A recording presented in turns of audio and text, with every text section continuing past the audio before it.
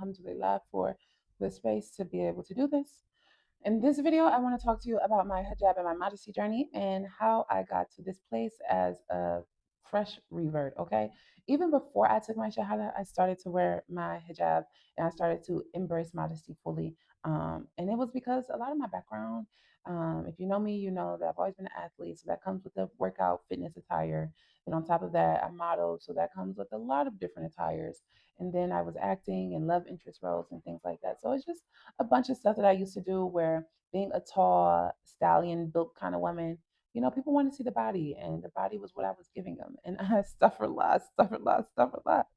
But I want to talk to you about exactly how I got to this place and why, even before I reverted to Islam, I started to embrace modesty. And I'll just say, modesty in the Bible, in the Quran, in all religions, modesty is commanded for believing women. Okay.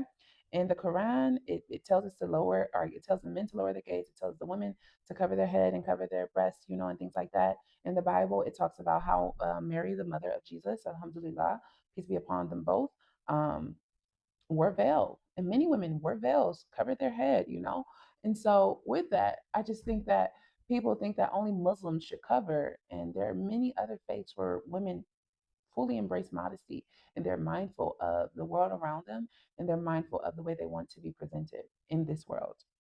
Um, and yeah, like I said, even in the Bible in 1 Corinthians, it says in 1 Corinthians 11 and 5 verses 5 and 6, it says, but every woman who prays or prophesies with her head uncovered dishonors her head. And that was it for me, because when I go to all of the fluidities of religions and spiritual practices that I've experienced in my life, I know about the chakras. And I don't condemn all of them because now I'm a Muslim. I take the pieces that were good and I reject the pieces that does not align and that rejects my Islam. Um, but when we refer to the chakras, you know that the most sacred chakra is the head chakra. You know that the head, just physically, is the closest to Allah subhanahu wa ta'ala. So beyond being concerned with men looking at you, for sacredness of your skull, of the most sensitive part on your body, the least protected area on your body, it just makes the most sense to cover it and protect it. Like if you had a bag of diamonds, would you just have it out? Would you just have it sitting out so everybody can see it? No. You would cover it up. You would keep it sacred. You would keep it private. And that even biblical verse in 1 Corinthians chapter 11 verses 5 and 6, it says to pray, to prophesy, to speak in a way that has anything to do with God, and to speak to God with your head uncovered, it dishonors your head. And then it says in 1 Corinthians 11 in verse 10, it says, a woman ought to have a veil on her head because of the angels. Miriam, like I said, was always depicted wearing a veil. Modesty was a norm in the Abrahamic traditions. And then in the Quran, they highlight Mary in Surah 3, Niyas, what I was just reading, what I just read in the last video. It says, Surah 3 and Ayat 43. O Mary, be devoutly obedient to your Lord. Prostrate and bow with those who bow. And Mary is the best example of chastity and modesty in both texts, in the Bible and in the Quran. And that's also what I love about Islam, alhamdulillah, because it confirms that everything that I believed as a Christian was not false, was not fake. You know, everything was not just like misled and misguidance. No, that's not the truth. But there are specific things that goes against, that contradicts what Jesus led us into and what we actually took upon ourselves as Christians. I'm a Muslim. I was a Christian. So I kind of feel like I got the right to speak on both behalves here when I refer to the Bible and I refer to the Quran. So if you feel a way about it, I really don't care, because this is my channel and you own it. So you can go. Listen, I'm a Muslim, but I'm still from Cleveland, okay? I might be in Africa, but I'm from Cleveland. You can take the girl out the hood. You cannot take the hood out the girl, okay? Alhamdulillah. So the next main point I have is just freedom and exposure. Uh in the Quran, chapter, or not chapter, but Surah 33, verse 33, ayat 33, it says, Do not display yourselves like the women of the time of ignorance. So there was a time of ignorance. Yeah. There was a time of ignorance. Even for myself, there was a time of ignorance.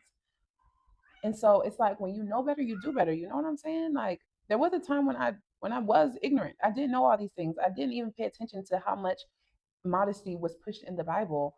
And so, therefore, when I come to Islam and I learned this, it's like, okay, I'm no longer ignorant. And even when I refer back to the Bible and I see the confirmation between the two, it's like, all right, now you're no longer ignorant. You cannot, Ecclesia, stop. You hit my camera. Modesty is empowerment, not oppression. And it's growth, it's maturing. It's not something that just happens because I'm finally like afraid of men looking at me. No, it's like I'm a grown woman and I want to be recognized as such. Ecclesia. And then there was a point where I just came to a place with myself because there was like this post I made on my TikTok during Ramadan to be working out and dancing and stuff. And my brother was not having it. The one who, Ecclesia, stop. My brother was not having it. He was the one who exposed me to Islam. And I had made this post where you could see like my little body a little bit. You could see a little body a little bit, okay? And he was just not having it. And he had told me like, it's Ramadan right now, and you're verbally expressing, telling people that you're practicing Ramadan, you're participating in Ramadan. So it's like this conflicts. We're not doing this. And I didn't want to disrespect him, his religion, and after my own research, I wanted to just like understanding that it's not just a Muslim thing to do, but it's also the way as a pious Christian woman as well to practice modesty. I was like, okay, I'm at a point where I need to correct this. And so I started trying to go to the gym. And there was even times where I would call him on the phone crying because I was sad that I had to wear boy clothes because I was so tall. And so none of the pants fit me. Leggings wasn't long enough. So now I have to purchase men's jogging pants and things like that. And I was literally in tears crying to this man. I was in tears crying to this man. And he understood and he empathized with me. He was very much like gentle with me and understanding. But at the same time, I had to have this moment with myself and realize like, come close. I had to realize, why are you so comfortable and confident going outside half naked, but you are not confident going outside covered up? Like I had to have a heart to heart with myself, and at that moment I was convicted, and at that moment I had to recognize, whose side was I on? Why was I doing what I was doing? Because there's no way that I should be confident going outside completely exposed to the world, going running in a little bitty shorts with these long stallion legs and in a sports bra, boobies jumping, and homeless people out there, perverts out there just watching on the belt line. And I didn't care. I was comfortable and confident. And when it came to me going outside with some pants on and a hoodie, I felt like a bum. I felt like a ugly. I'm just like, are you good? You can never be ugly.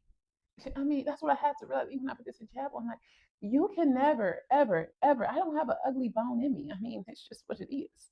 And Allah really softened my heart with that, and I became it became easy for me to embrace modesty. And it became fun for me to wear my hijab. And this was before Ramadan was over, before I took my shahada. And it became fun for me to express myself and my style while still covering up. It became a challenge for me to unlock a new level of maturing and of expressing who I am as a fashionista, as a beauty professional, as a girl's girl. You know, how can I still get dressed for the gym without having to wear all boy clothes, still be covered and look good? How could I go outside fully covered up, but still show who I am through the clothes that I wear and be very confident in what I'm wearing because I didn't want to just adopt a style that wasn't still expressive of who I am. I wanted to make it my own. And so through this journey, I was able to do that, alhamdulillah. And I love my hijab now. I really feel weird going outside without my hijab now. So it's very, very rare that I ever do that. Last but not least, in the Quran, Surah 2, Al Baqarah, Ayat 42, there's a verse that kind of symbolizes, be not the cause to misguidance of one another, to make it short. And the reason why I also really felt called to wear my hijab is because I never wanted to come into a religion and to normalize what is not normal. I never wanted to be the one to come into Islam with my platform, with the work that I know that I want to do, that I used to do, that I will do, and make it normal to not follow the rules and the guidance of Allah, to not be in full submission in all ways to what it means to be a Muslim and to follow the religion of Islam. And so even at times if I ever do go outside without my hijab on because maybe place or whatever reasons I decide not to wear my hijab when I decide, I will never, and God forbid if something ever happens to where I'm just on a stupid journey or whatever, but I will not come on this here internet and without my hijab on and be showing y'all all of the head that God has blessed me with, because I don't want to be a part of misguidance to younger generations, to older generations, to any generation, to any human being, to any ideal that makes it normal to not follow and be in full submission of what it means to be a Muslim. Yeah, I wanted to represent Islam properly, so I'm saying this, not even saying the fact that I sometimes don't wear my hijab to try and make it cool or anything like that. I'm just being honest, but I always want to project what I hope for all Muslim women, and I don't want to normalize something that shouldn't be normal. And there was even people when I first started wearing my hijab, like, no, you don't have to wear your hijab to be a Muslim. Like all Muslims don't wear their hijab. Yes, I know that's true. Yes, I know that's true. But I had my own personal conviction. I had my understanding, whether it was from Christianity to Islam. I always want the words and praises of Allah to be on my tongue, and you should not, whether it's Quran, whether it's Christianity, you should be covering your head when you're praising Allah subhanahu wa ta'ala, when you're praising God. Okay? And so with that, I'm always want to be praising God. So I always want to have myself covered. And I don't want to guide anyone else. I know who I am. I know how much of an influence I am, how much of an influence I can be. And so I never want to guide people to operate outside of the deen, um, and make it look cool, if that makes sense. But all right, that's my modesty journey story update. At this point, it is December 7th. We're about 7 months now. December 7th, and I've been a Muslim for a little over 7 months. 7 months and 7 days to be exact. Wow. So this is my update with my modesty at this point. I'm gonna keep giving y'all more and more and more and more. But yeah, I hope this helps somebody on their journey trying to figure it out, because we're all just trying to figure it out. I am not perfect, but I'm going to always do the best I can do. And I pray that for you too. Inshallah, God will continue to guide you and make it easy for you. All right. Allah Mubarak.